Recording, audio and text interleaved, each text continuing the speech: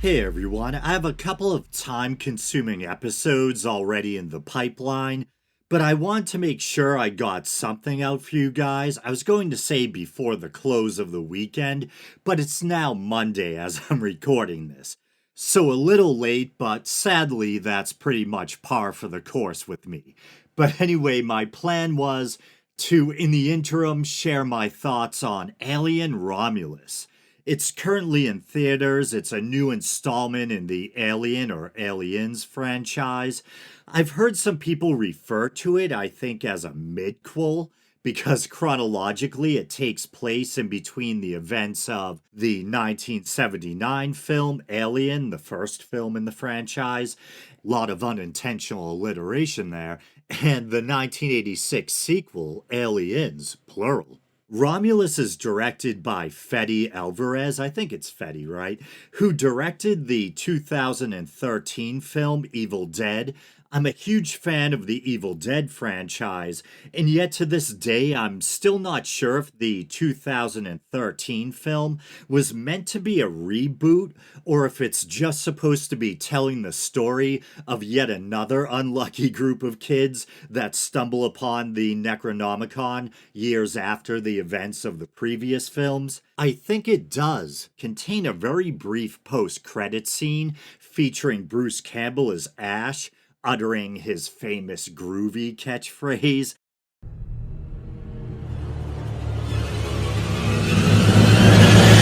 Groovy.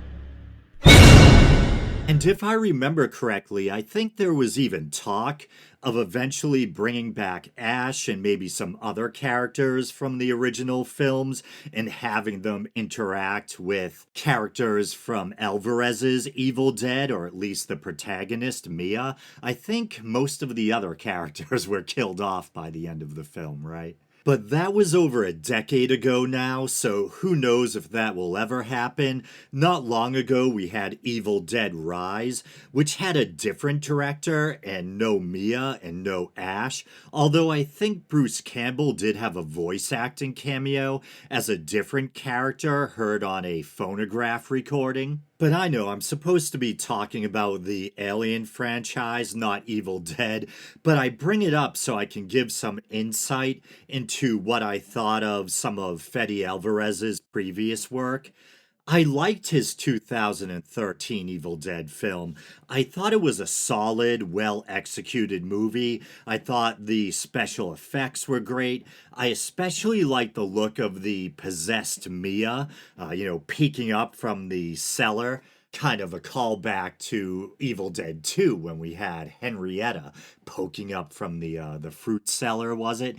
And then in the original Evil Dead, was it Ash's sister or a different character? We had a possessed character peeking up from the cellar as well. But yeah, that image of the possessed Mia peeking up from the floor, really, that's always stuck with me. But I can remember when I first watched Alvarez's Evil Dead, finding myself missing the humor and over the top slapstick that we got with Evil Dead 2, which is easily my favorite film in the franchise. There's that alliteration again. Army of Darkness also had that strong humorous or comedic element.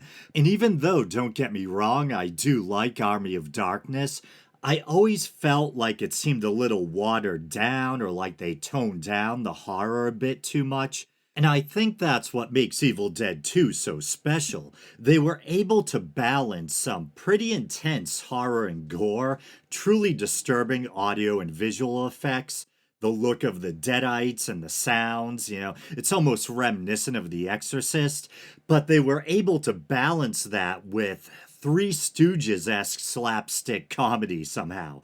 And I think a lot of the credit has to go to Bruce Campbell, of course, who has this combination of chiseled leading man good looks, but he's also kind of like a big kid or a big ham and has a great sense of comedic timing and is great at slapstick. One of my favorite examples of that is when his own possessed hand attacks him in the kitchen in Evil Dead 2 and he's smashing plates over his own head, but it really comes across like it's the hand operating on its own. And I can remember as a young person watching Evil Dead 2 for the first time, as a kid who was both fascinated by, and enjoyed horror movies, but also kind of sensitive and easily spooked.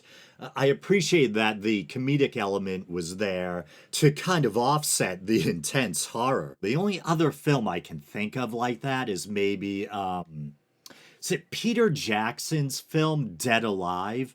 I think, depending on the country, it goes by different titles, but that's a really good one too, that also combines comedy with over the top, intense gore. But to get back on track, Fede Alvarez's Evil Dead had a much different tone. Overall, it was a very dark and gritty and serious horror film. The gore and violence could almost feel, and this might sound silly, but mean spirited at times. And that sounds strange, referring to gore and violence as mean spirited. Of course, it's mean spirited, it's gore and violence.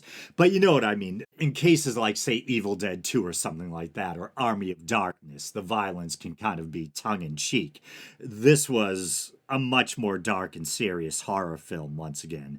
The over the top comedic or slapstick element, was completely gone. But that doesn't mean I didn't like it. Once again, I did like it, and there's a lot of serious horror films I like. I also really liked Evil Dead Rise, and I'm a fan of, is it Alyssa Sutherland? She had a reoccurring role on the History Channel series Vikings, which was riddled with historical inaccuracies, but I still loved it. And I forget the name of the actor who played Ragnar, but I'm a big fan of his too, or of him. But yeah, I've always loved Alyssa Sutherland, kind of crushing on her, always been a little smitten with her. Something about, she looks very elfish. And that kind of otherworldly elfin look she has made her the perfect choice to play, a possessed mother in Evil Dead Rise. I have a couple little gripes about Evil Dead Rise. I thought the monster at the end was kind of anticlimactic. It didn't blow me away the way I wished it would have. But in general, I did really like that movie. And I just remember the name of the actor who played Ragnar, Travis Fimmel. He also had a role in the TV series Raised by Wolves, which I absolutely loved, and actually is kind of connected to the Aliens franchise. Ridley Scott was involved to some degree with Raised by Wolves, and the androids in that series were very similar to the androids in the Aliens franchise, right down to the fact that they bled that kind of weird, off putting white milkish fluid. And there were even some designs that were reminiscent of the work or style of Giger.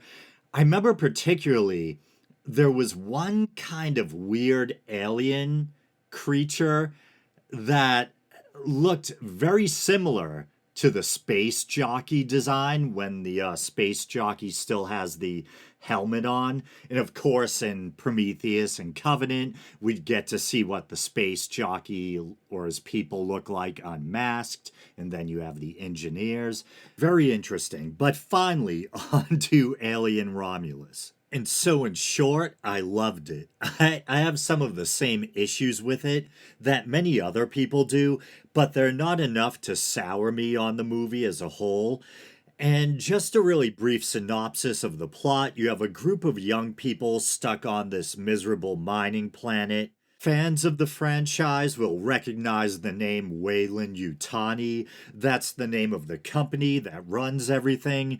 The main protagonist of the film, named Rain and played by Kaylee Spaney, I think it is looking forward to being done with her contract. She goes up to a little window to settle up and get permission to go off world. It almost looks like a bank teller's window, and the jaded bureaucrat or worker behind the window is basically like, sorry, company changed the amount of hours owed. You're gonna be stuck here another 5 or 6 years or however long it is. And yes, just a warning, this is going to be a very spoiler-laden review. She has a little group of friends. I think one of them is her ex, And they reach out to her with a plan to get off world. They spotted what they think is a derelict or abandoned Weyland-Yutani ship.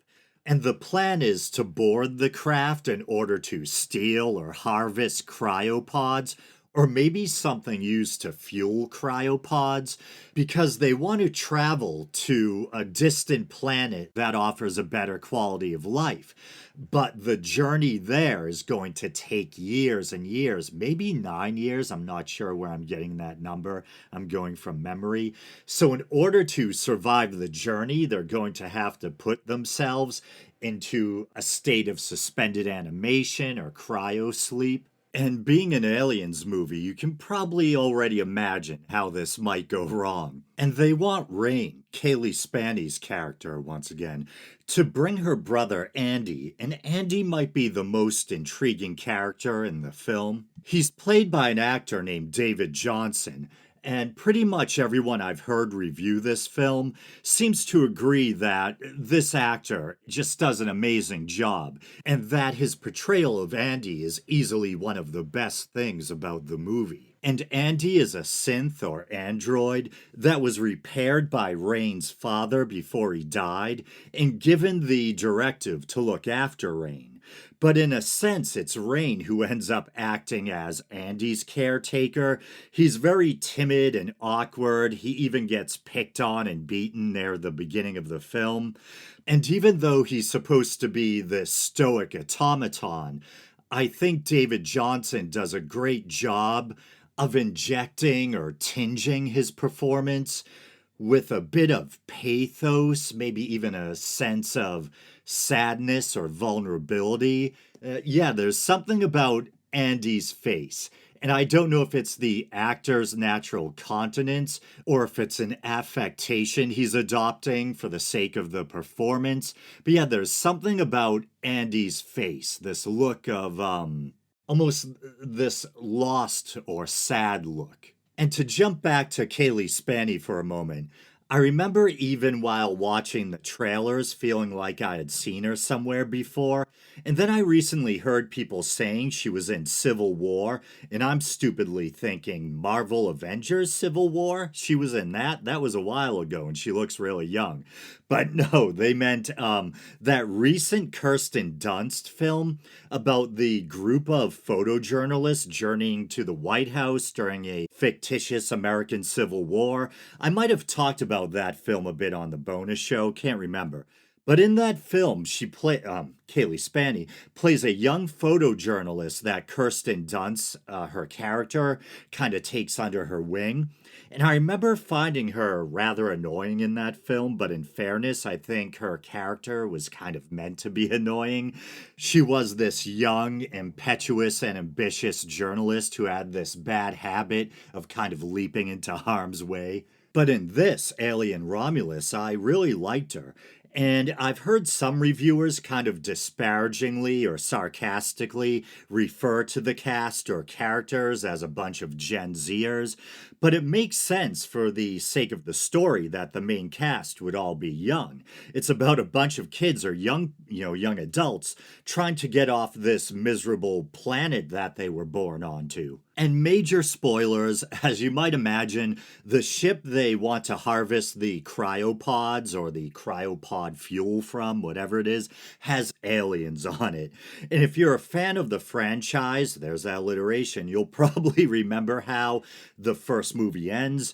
Ripley, Sigourney Weaver, finally defeats the xenomorph, sends it floating off into the cold vacuum of space with a harpoon through it.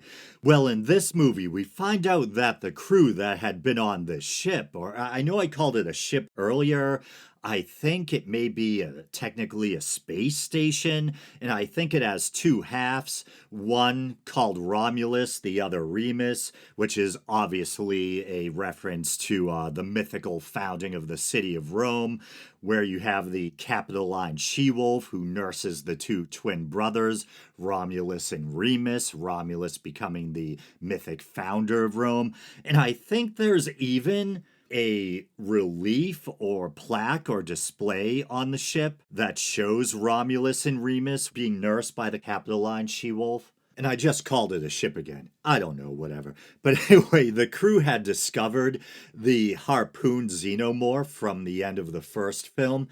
It was kind of encased in, I don't know if it was supposed to be a meteorite, or I heard one person say it might have been sealed in a kind of resin that was produced by the xenomorph itself to help it endure the vacuum of space or as a kind of act of self preservation, which, if that's the case, didn't work because the thing's dead.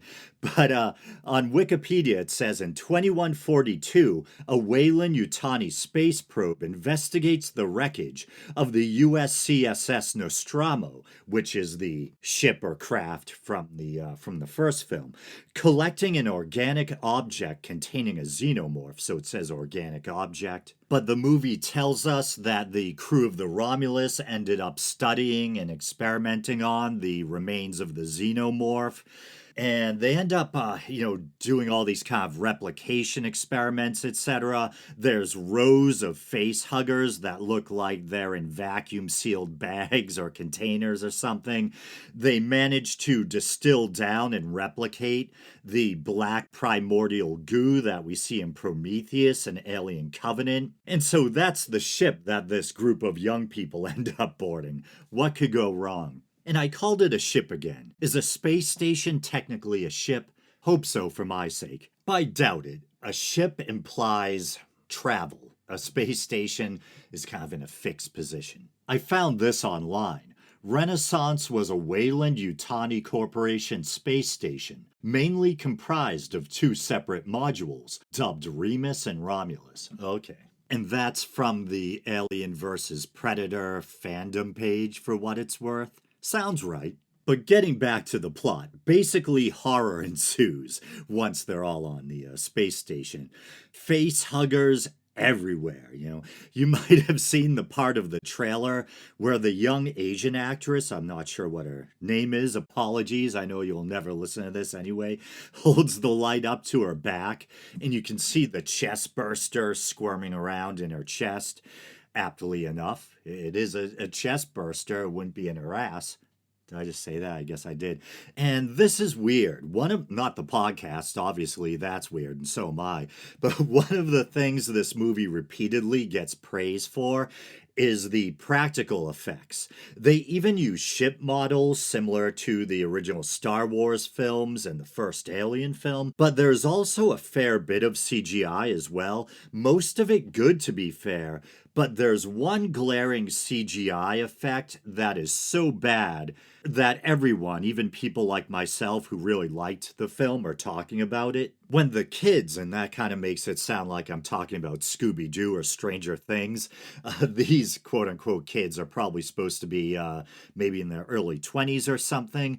I think Kaylee Spaney is 26 in real life, but that doesn't mean much. Actors often play younger.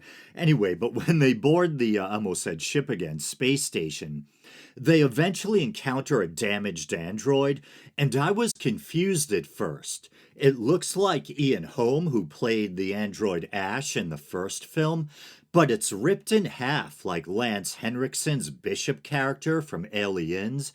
I think Ian Holm's Ash is basically just a head by the end of the first film, right? Covered in that disgusting white space jizz, aka android blood.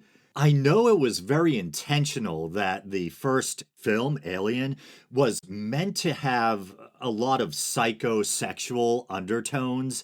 And you see that with Giger's original concepts and the way they were executed throughout the film. And I often wondered if that off-putting white liquid that the androids have for blood is like a continuation of that. And H.R. Giger is one of my favorite artists. I used to think it was pronounced Geiger, but I'm pretty sure it's Giger. And I think the xenomorph and maybe also, although I'm not sure, the face hugger concepts were actually found among a collection of drawings he already had, I think entitled Necronomicon, isn't that it? His artwork is just amazing. Obviously very dark and disturbing, and there is that like an erotic or a sexual element to it as well. And I think I remember reading that he suffered with night terrors that inspired some of his artwork. Yeah, there's some interesting bits here from a Wikipedia article on the xenomorph. Yeah, because Dan O'Bannon, who I think was behind a number of horror movies back in the 70s and 80s, I think was he involved with Return of the Living Dead too, but he was one of the creators of the Alien film. See, also hired for the project was Swiss surrealist artist H.R. Giger. Giger showed O'Bannon his nightmarish monochromatic artwork, which left O'Bannon deeply disturbed. I had never seen anything that was quite as horrible and at the same time as beautiful as his work. And I think they're referring to Ridley Scott here. After O'Bannon handed him a copy of Giger's book, Necronomicon, Scott immediately saw the potential for Giger's designs and chose Necronom 4, a print Giger completed in 1976, as the basis for the alien's design, citing its beauty and strong sexual overtones. And on a side note, I know I always end up talking about Baphomet on this show, and so I think I would be remiss if I failed to mention that Giger had done at least a couple of Baphomet illustrations. One was called Spell 4, or is called Spell 4, I believe, and I'm not sure if it's Spell 4 or not, but one of them is a part, at least one of them, is also a part of his Necronomicon collection. And it just dawned on me that this is the second topic where the word Necronomicon has come up. First, we were talking about Evil Dead, and of course, there's a version of the Necronomicon in that. And I'm pretty sure they got the idea of the Necronomicon from the works of H.P. Lovecraft, one of my favorite authors. And I believe Giger was also an H.P. Lovecraft fan, and he ended up naming one of his books of art Necronomicon. And I think it's pretty fitting given his art style, Necronomicon meaning Book of the Dead.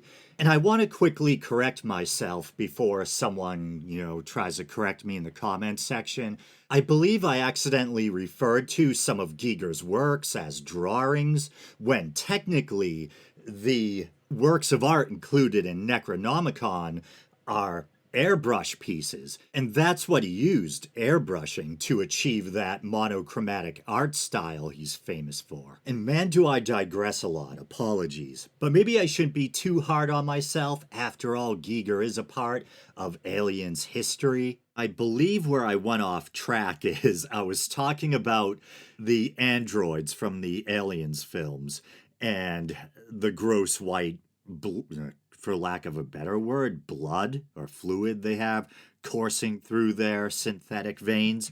And I was beginning to mention, before I went off on my digression, this AI recreation of Ian Holm in Alien Romulus.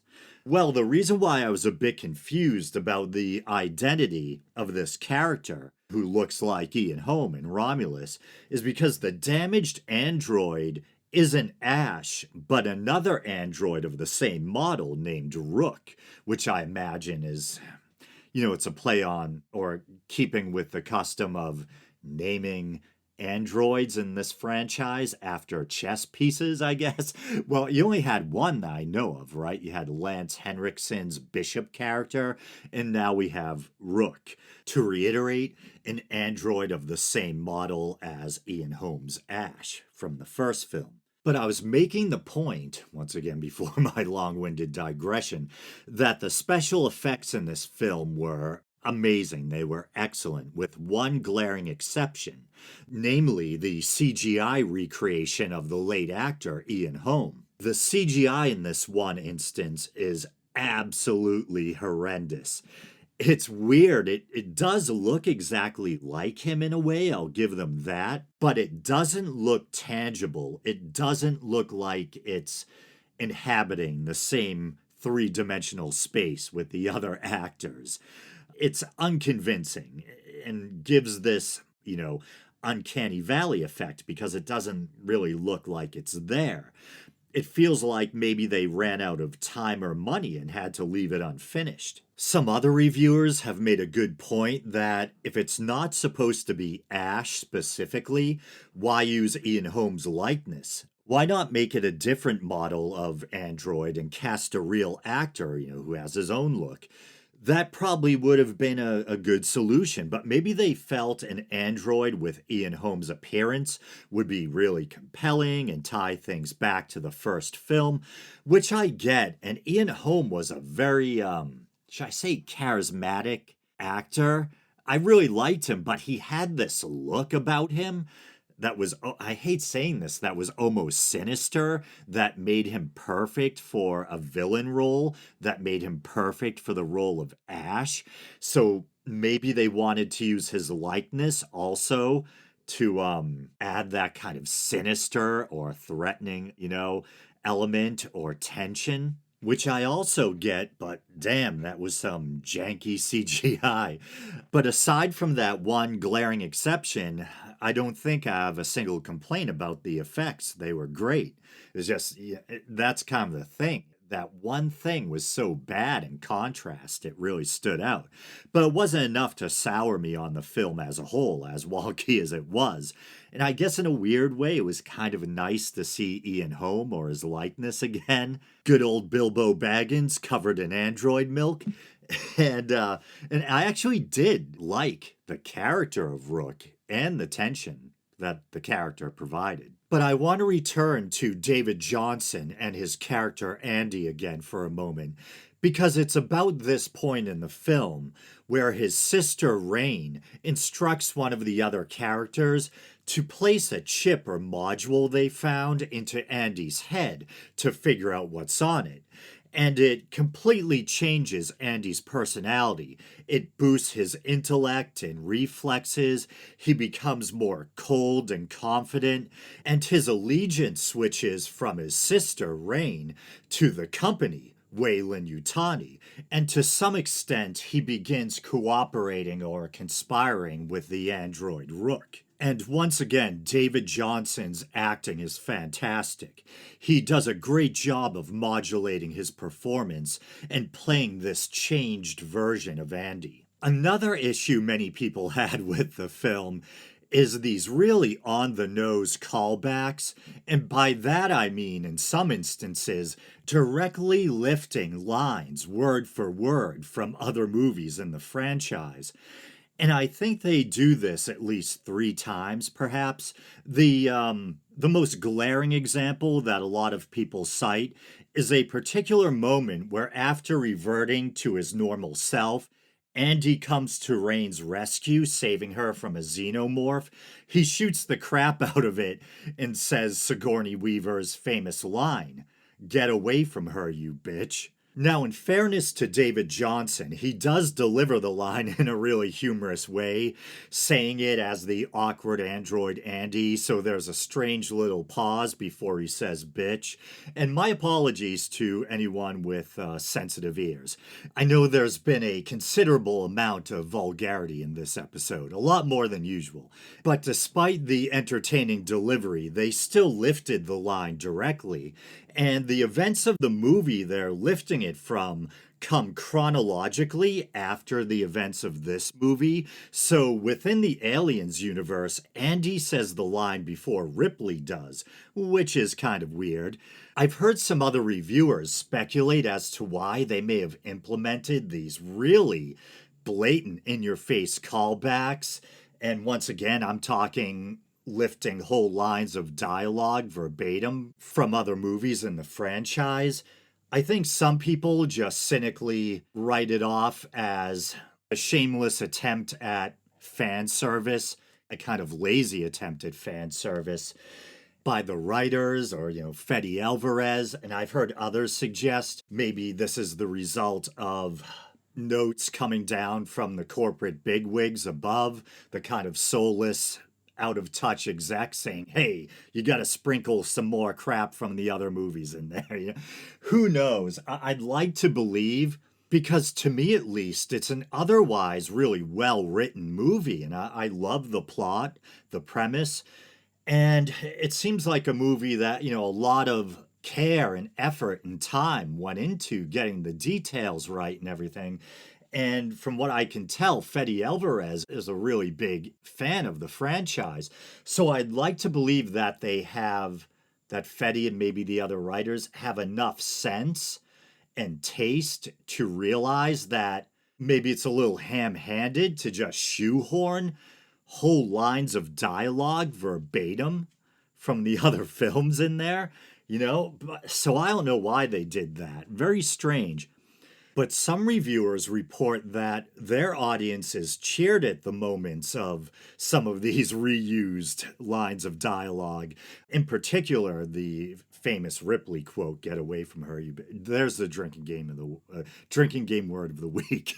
I guess maybe it depends on your personal sensibilities. Maybe some people like those blatant verbatim quotes or callbacks. They personally tend to take me out of it, but once again, it wasn't enough to sour me on the film as a whole. There were also some visual callbacks that people thought were too on the nose, like the way they frame or shoot Rain holding her gun or changing into her suit in such a way that's very reminiscent of, or, an obvious callback to iconic Ripley moments from previous films. I actually kind of like those. They're nice little nods to popular moments in the franchise. And for me at least, they don't take me out of the film or interfere with my suspension of disbelief as much as a character just happening to utter an exact line of dialogue verbatim from another film, you know? The last thing I want to touch on that I've seen dividing reviewers, and not because it's a blatant callback or they think the CGI is wonky, but because of how creepy it is the final part of the film. And I didn't even mention it yet, maybe because I feel like up until the end, she doesn't play that big of a part in the film. But one of the main characters is pregnant and she gets injured, and the Rook character convinces her to inject herself with the black goo, telling her it will allow her to survive. And so it's one of those deals where it feels like the movie's just about to wrap up. You can feel everything kind of concluding. Ring gets her pregnant friend to a cryo chamber. I don't think she knows she injected herself. Then the cryo chamber alarm starts going off, and Rain takes the girl out of the chamber and lays her down, and the girl starts going into labor. And the thing that comes out of her looks like a cross between a classic facehugger egg and maybe a pea pod. Rain tosses the egg thing and it starts leaking acid, which causes it to fall through the floor. And somehow I saw this coming. The pod opens up and you see a creepy little baby face peeking out. Even in the infant stage, it already looks like the face of one of the engineers from Prometheus and Covenant. Similar to a xenomorph, the thing evolves rapidly, and it looks like a cross between a xenomorph and once again an engineer or human. It's very tall and spindly, has a long xenomorph tail and a stretched out torso, but then it has a humanoid, like a little engineer head on a long neck. And it starts off crawling on all fours with these long, spindly limbs. And I don't know if I'm the only one who found this amusing, but Andy reaches out his hand as if he's trying to calm a dog, which I thought was odd. And yet, for some reason, still a really cool little moment. But some people, kind of to my surprise, even people who liked the film, thought it was too creepy. It was really creepy and disturbing, but I liked it, and that's kind of what you might expect from an Aliens movie. Maybe some people just thought it went, a hair too far. I'm a big Silent Hill fan, and the first thing I thought of was Silent Hill when I saw this thing. It might have been Silent Hill Homecoming, which I still think of as a new game in a way because it started kind of a new era in the franchise. I think it may have had Western instead of Japanese developers, at least in part. I forget, but that game always stands out for that reason. I kind of miss the earlier Japanese made games, but I have to admit, Homecoming had some of the best, creepiest boss monsters in the franchise.